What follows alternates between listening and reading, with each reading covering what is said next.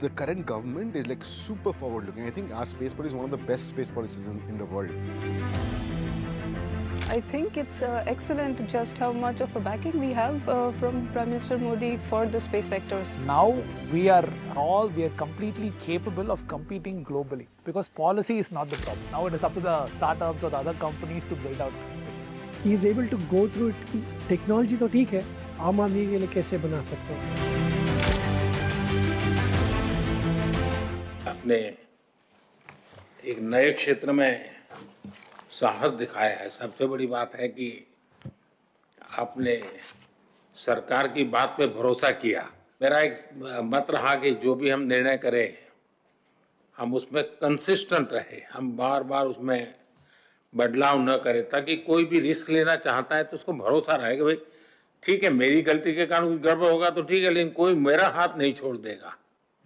और ये विश्वास पैदा करने का हमारा प्रयास है। We're India's first space tech unicorn.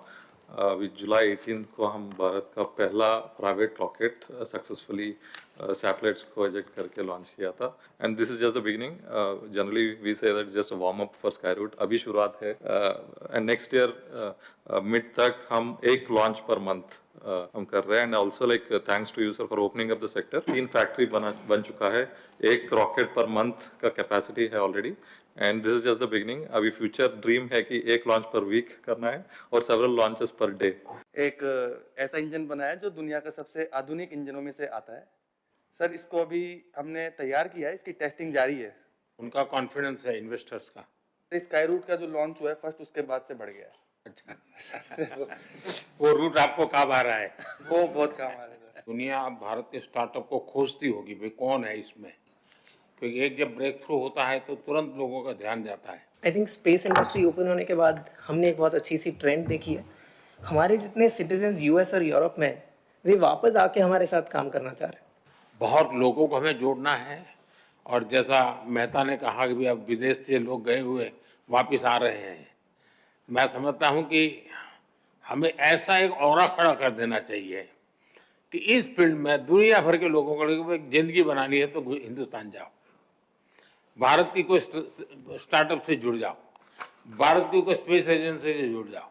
मैं पक्का मानता हूं जी, पूरा टैलेंट पूल जो है एक मैग्नेट की तरह आपके कारण हम खींच सकते हैं और वो हमारी एक बहुत बड़ी ताकत बन सकता है। हमारा विजन है कि नेक्स्ट 18 मंथ्स में हम ग्लोबल ग्राउंड स्टेशन नेटवर्क लगाना चाहते हैं। हम जो सैटेलाइट्स का इंजन होता है, जो सैटेलाइट को एक जगह से दूसरा जगह ले जाता है स्पेस में, 5 साल या 15 साल तक ले जाता है सैटेलाइट्स को, वो इंजन्स बनाते हैं सर। ग्लोबली बहुत अच्छा ट्रैक्शन मिला है। एंड ये भी आपका एफर्ट भी इसमें बहुत है सर, कि इंडिया का कंपनीज अभी एक्सपोर्ट करने के लिए गवर्नमेंट का सपोर्ट है। कॉस्ट में हम बहुत कॉम्पिटिटिव है, टैलेंट में तो कोई प्रश्न ही नहीं उठता है, और रिस्क टेकिंग कैपेसिटी हमारे देश के लोगों की वैसे भी ज़्यादा होती है, और उसके कारण हम बहुत तेजी से अपनी जगह बना सकते हैं। This robotic spacecraft will go to space, physically capture the dead satellite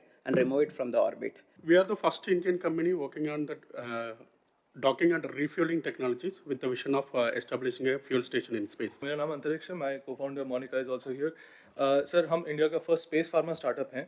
हम ऐसे सैटेलाइट्स बना रहे हैं जो स्पेस में जाके फार्मास्यूटिकल्स मैन्युफैक्चर कर सके और उसे वापस ले आ सके अंतरिक्ष से। आपका नाम अंतरिक्ष रखा क्या आपके परिवार के लोग इसमें से पहले से? जी सर, मेरी नहीं मेरी मम्मी ने रखा था सर। एक लॉन्च के बाद लास्ट वन मंथ में 8 लॉन्च कॉन्ट्रैक्ट मिला, 8 लॉन्चेस के लिए, और मोस्टली इंटरनेशनल है। तो अभी तो 10 लाख फार्मर के साथ we are planning to launch this information. ये आपके लिए, ताकि एक याद बनी रहे कि आपकी ओपनिंग जो आपने ओपन किया था प्राइवेट सेक्टर, उससे जो प्राइवेट सैटेलाइट है उससे भारत की ब्यूटी जो दिख रही है।